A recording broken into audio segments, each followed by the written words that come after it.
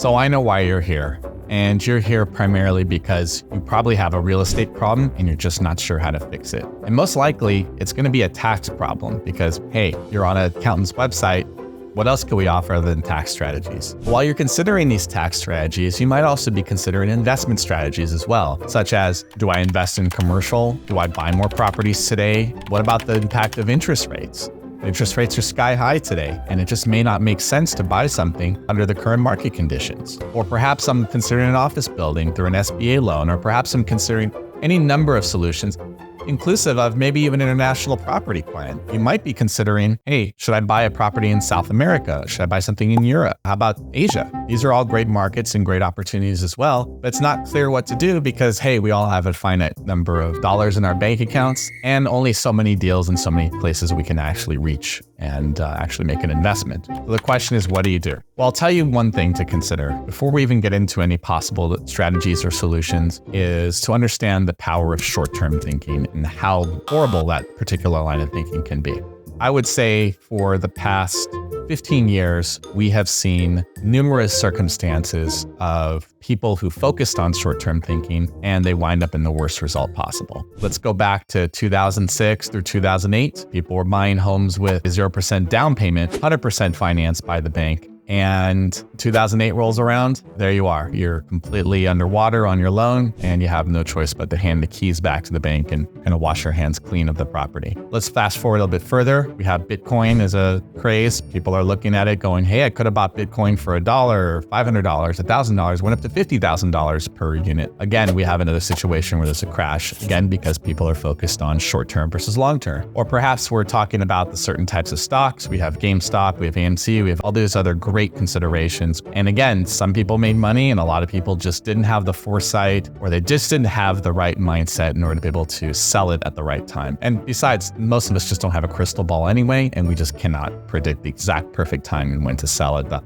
highest of high points. What we do here is we focus primarily on taxes and real estate investment strategies. And one major way to consider real estate is how important what the impact is of its tax effect on you. With real estate taxes, I can honestly say that there probably isn't another investment out there that is more tax advantaged than real estate. Maybe farming, possibly, but I would say real estate is really a top contender there. And whether you're considering using depreciation tax strategies or you want to use a tax deferred exchange, which by the way, it doesn't exist anywhere else in the Internal Revenue Code. I mean, there's no other type of investment that you can buy, sell for a gain, and then use the profits to buy another property and not recognize a taxable gain out there in the code. You can't do that with stocks. You can't do that with any other type of investment. You can't do that with equipment. Literally the only asset class is real estate. And there are also other considerations and factors such as getting the character of your gain properly classified. And on top of that, there are strategies around deferrals and tax methods and even the use of international tax. And this is why we love real estate so much. It's because there's this strong integration of tax and real estate investment strategies that we use to combine. And when combined, they form a powerful economic wealth generating tool for you and your family. So that all being said, the question is, how do you succeed in real estate, right? And I got to tell you, the story of a successful real estate investor at the very beginning is just not that exciting. The vast majority of investors, I would say, out there are ones that made their money somewhere else and then used their profits to go ahead and buy their first property. I've seen plenty of tech workers, for example, earning quite a bit of money on their ISOs, their RSUs, all sorts of equity-based compensation plans. And they felt like, hey, you know what? I'm a little too invested in the company that I'm with. It's time for me to diversify my investment and invest in some real estate. They end up putting in $200,000, $300,000 into a property, $400,000, depends on the market. So they get their loan, call it 80% of the purchase price, 70% of the purchase price. They finally acquire the property. They're super happy. And the cash flow is just not that exciting. Maybe after mortgage, property taxes, insurance, all the other stuff, and vacancy, they might be left with a few $100s per month.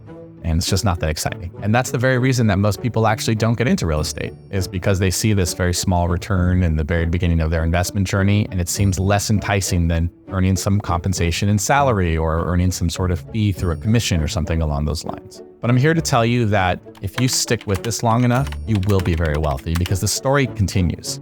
Yes, the first few months of the investment strategy are a few $100s a month, but then rents will go up. and you have the chance to increase your rental income while simultaneously your mortgage stays flat. The payment doesn't go up, and the property taxes, especially like in places like California, they don't go up that much either each year. And so over time, the economic benefit of your property actually improves. And guess what? You're still going to need to save up money from your company or from your job to buy property number 2. And the same story plays out once more. You've got very low cash flow. You probably put a lot of work into it, and it just doesn't feel that great.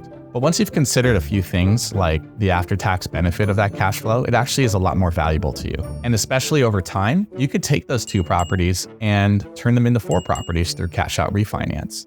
And we love cash out refinances because that's a tax-free event, right? And so those 2 properties become 4. And again, the new 2 properties that you bought with this new debt. But guess what 4 becomes over a few years? 4 becomes 8 properties, and 8 becomes 16, and 16 becomes 32.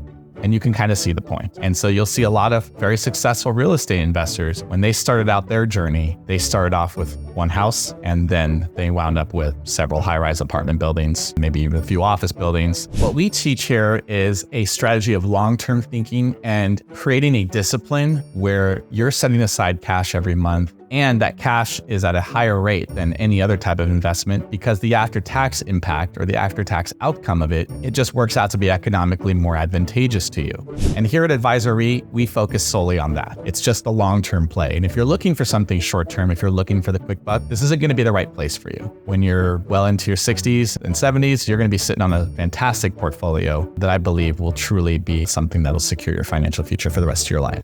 So with that all being said, I want to encourage you to reach out to us. If you do, I will send you another video giving you some very specific strategies on what it takes to become a successful real estate investor, how to evaluate a real estate deal, and maybe some little tips and tricks as well on how to improve your cash flow to get you to that position to make your first investment. So thank you so much for watching, and I'll be catching you very soon.